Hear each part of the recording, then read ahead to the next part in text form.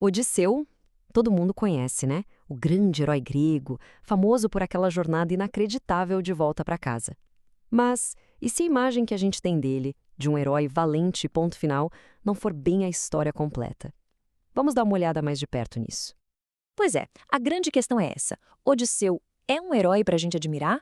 Ou ele era, na verdade, um mestre da manipulação, um verdadeiro vigarista?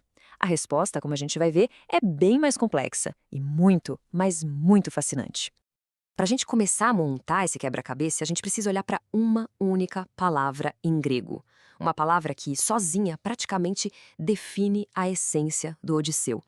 A palavra é politropon.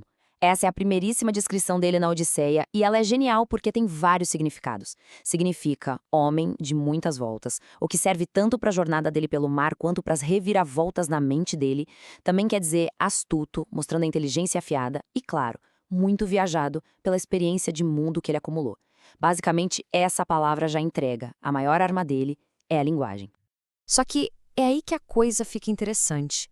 Essa habilidade toda com as palavras, essa astúcia, não era usada só para o bem, não. Tem um lado bem mais sombrio e manipulador nessa história. Vamos falar sem rodeios? A análise é bem direta. Odisseu é um mentiroso. E não um mentiroso qualquer, viu? Ele é talvez um dos mais habilidosos de todos os tempos. E é exatamente essa habilidade que a gente vai explorar agora, como ele transforma a arte de enganar em uma ferramenta essencial para sobreviver. E olha, essa interpretação não é de hoje não. Séculos atrás, o filósofo Nietzsche já tinha cravado, ele era o mentiroso mais famoso da antiguidade. Ou seja, a fama dele já vem de longe. Tá, mas como é que esse talento funcionava no dia a dia? Vamos analisar um dos momentos mais brilhantes e mais calculados dele. O método dele é impressionante. Imagina a cena, ele chega na terra dos feácios, sozinho, nu, sem absolutamente nada. Aí ele bota um plano perfeito em ação. Primeiro, ele elogia a beleza da princesa Nausicaia para ganhar a simpatia dela. Esperto, né? Depois, ele se joga no chão numa demonstração de total humildade para implorar por ajuda. Em seguida, ele conta uma história de vida super bem elaborada para ganhar a confiança de toda a corte. E o objetivo final? Convencer todo mundo a dar um navio para ele voltar para casa. Ele estava literalmente atuando pela própria vida. A descrição é perfeita. Ele age quase como um vigarista. Alguém que precisa, antes de tudo, conquistar a confiança das pessoas para conseguir o que quer e, no fim das contas, para sobreviver. E tudo isso leva a gente a uma comparação que é inevitável. Para entender o quão diferente Odisseu era, a gente precisa colocar ele lado a lado com outro grande herói da Guerra de Troia, o Aquiles. O contraste entre os dois é gritante. O heroísmo do Aquiles é direto, supremo, é baseado na força bruta, na ação, em reações explosivas, como quando ele se retira da batalha movido pela fúria. Já o Odisseu é ambíguo, astuto. A arma principal dele não é a lança, são as palavras, os truques. O momento que define Aquiles é um ato de pura paixão. O momento que define Odisseu é um ato de pura estratégia, o cavalo de Troia.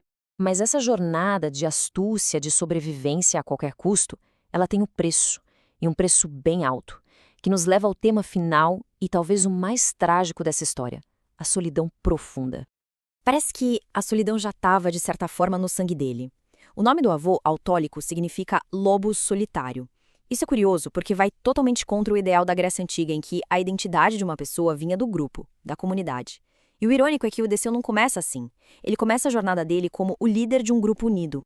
Aqui a gente consegue ver a tragédia se desenrolando. Ele parte de Troia com uma tripulação completa, cercado de companheiros. Mas durante a viagem, um por um, todos eles se perdem. Até que não sobra ninguém. No final, quando ele finalmente chega na Praia dos Fiácios, ele está completa e absolutamente só. Tem uma perspectiva moderna que eu acho fantástica. A história dele é quase como se fosse o primeiro filme de desastre da história. Pensa bem, não é só o conto de um herói, é a história de um único sobrevivente contra todas as chances possíveis. E isso tudo deixa a gente com a pergunta final para refletir. No mundo tão complexo e muitas vezes perigoso como o nosso, será que o sobrevivente astuto, aquele que usa a inteligência e até a enganação para resistir, não é no fundo o tipo de herói mais verdadeiro? Fica aí a provocação.